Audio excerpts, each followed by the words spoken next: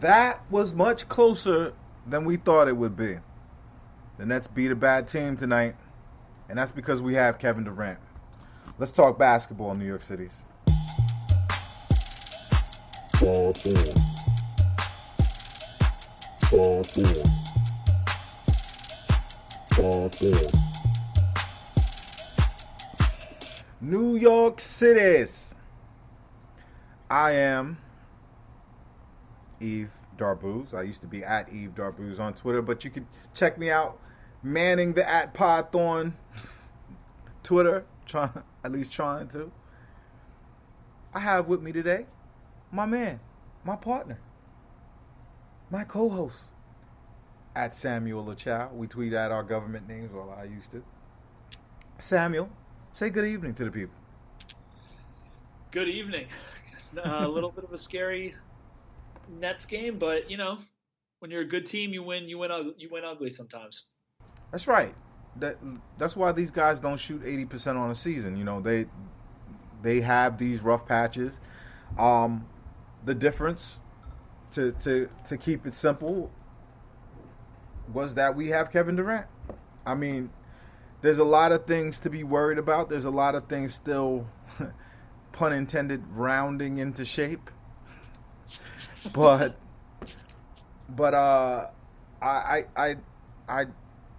I think having one of the best GMs in the league, having one of the most flexible organizations in the league, having a nice dearth of young talent that is going to be getting better in Long Island as a part of the Long Island Nets, I think that there's solutions to our current problems. I will go second. Samuel, you go first. Tell them the keys of this game. I think you hit the nail on the head originally. You got a guy like KD, and that game just, it doesn't go out of control. I think if that was a game with the young star Nets with D'Lo and LeVert and stuff like that, that's a game that we lose and everyone's kind of freaking out, or maybe we win by like a buzzer beater or something like that. But when you got KD, everyone takes a deep breath, everyone chills out.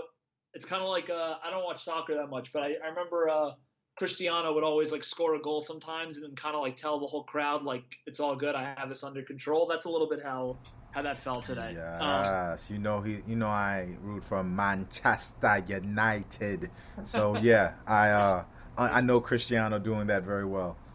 But yeah, look, obviously Blake was really good, and look, it's important to get wins when a lot of stuff isn't clicking. Harden had a triple-double, but it was about as ugly of a triple-double as you're going to see. Harris didn't play particularly well. Patty was we got like one of those off Patty nights. But Katie and LaMarcus held it down. Bruce Brown came up clutch at times, and Blake made a couple of non-shooting plays that were the most important plays of the game. What'd you see? What I saw was a team that has flaws that teams could attack. If you noticed at the end, they just like the chippiness with Blake Griffin and that young, I don't know who that kid is, but Stewart. That kid, yeah, Stewart. That kid is physical. He's athletic. Yep. I'm not gonna call him the next Ben Wallace, but he looked like Ben Wallace down there in terms of physicality. He definitely has a similar build. He looks like a Detroit Pistons player, and we don't have anything like that. Like, Blake's a shithouse. He'll muscle up to guys, but he's not necessarily a guy that's truly physical. He mucks it up, but he's not gonna bury his shoulder in your chest and then bang it on you. And it's clear to me that the Nets need two things that they really just don't have. They need a natural point guard. Right now, I would prefer, I'll take Chiozza back. To tell you the truth, like Chiozza had a little bit more boogie in him than Javon Carter, but I see why they played Javon Carter. I think my eyes opened to him a little bit. Defensively, he's always in the right position. He's not a good one-on-one defender. That was a lie. I'm not calling anyone a liar. I tend never to say that, but that just was not true.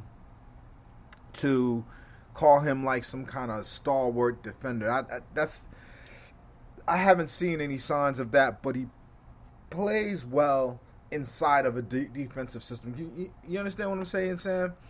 No, I got you. Yeah, he's never in the wrong position.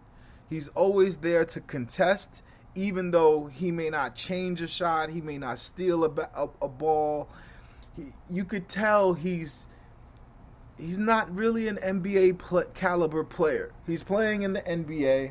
He's passable in the NBA, but he's not a good player. They have to find a way to upgrade on him, because right now, when you overly rely on James Harden to be the ball handler, you get susceptible to the weaknesses of James Harden and the things that defenses can do to James Harden if there's nothing next to him to counteract what other people are doing.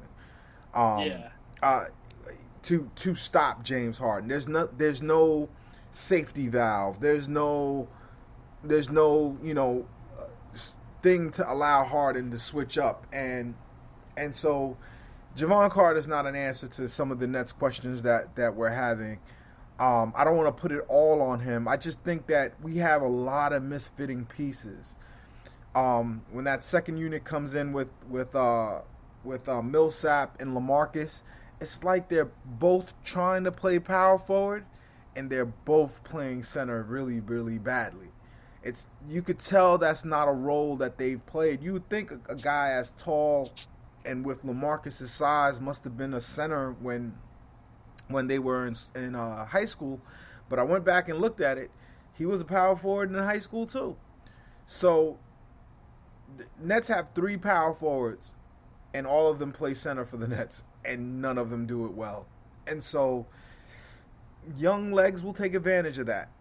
And as the other part was that KD wasn't Kevin Durant.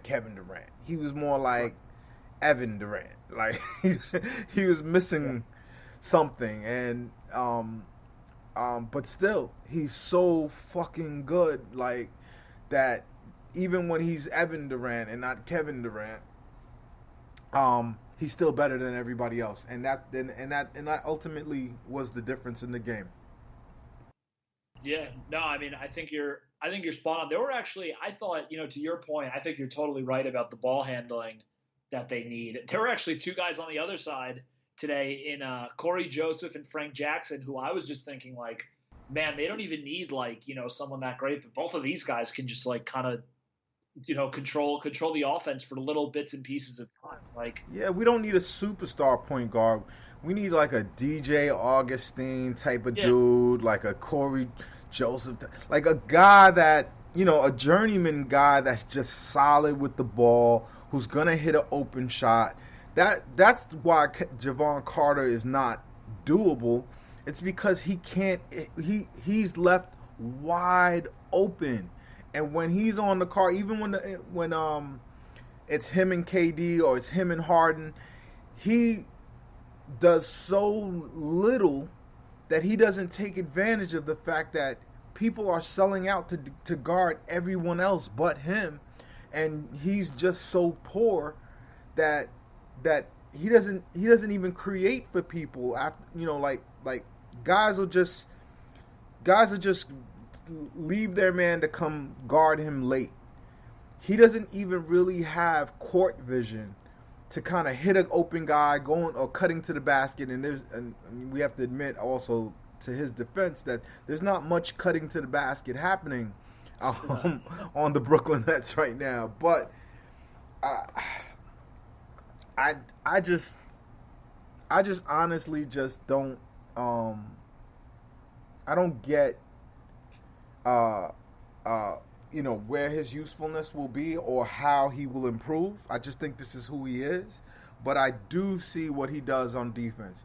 He's the most stable guy in this Clifford defense that the Nets have. He's always in the right position. He's always making the right defensive read. He's just not really that good of a defender, and he's just not physically up to the job. Who's your Javon Carter? Who do you want to take note with for tonight? I don't really feel like I have. I mean, look, this is the type of game that's just ugly, and it's the first game of a long road trip after being home for a while. So I don't like to get too worked up one way or another. But I think Harris still just like he had a good overall game last game, but I think like he just doesn't look like himself when he's shooting. He was kind of invisible tonight, right? Like. He got in the way of people, but he didn't really make that many plays. I think he hit a couple of threes. Let me pull up the stats while you talk about it, Chen. Yeah, I just he to me means a lot more to the team than I think people realize, because when they see him, they're like, oh, but he's not like he's not a star or anything like that. But it's just the team just has a different vibe, and the stats show it. When he scores well. Like I've looked up these stats a lot, and I actually have them right here. So the Nets last year, when Joe Harris scored 14 points or more, do you know what their record was? Undefeated. 27-7. Wow. When he scored 15 points last year, they were 24-4. Like when he is like doing his thing, even when he scored 12 points or more last year, 32-13. So this team is like unbelievably elite when he's just doing like average to a little bit above average what like he can be, which is why me and you were so devastated, during the playoffs last year, because even though there was no Kyrie and like a half a Harden or 40% of a Harden, me and you both knew, like, if this guy hits his shots, is like even doesn't shoot 20% but shoots 28% or 30%, like this whole series feels differently, because that's what he does. Like it brings us. No, go ahead. Spreads everything out, and it's devastating. Matt said this on on our preview pod, and it's just true. It's like when he's hitting, it just has a devastating feel to the defense. It's like you finally got the ball out of KD's hand. You finally got the ball out of Harden's hand. Maybe you also got the ball out of Kyrie's hand. And then it goes to this like shooter with weird fucking hair, and then he hits a three. Like, it's devastating. Nah, I mean we know the reality. He hits 2 threes out of a bunch of misses. Like if he shoots 30%, yep. All right, or if he shoots 32%, we're champions. And that just goes to show, like, he's an important piece.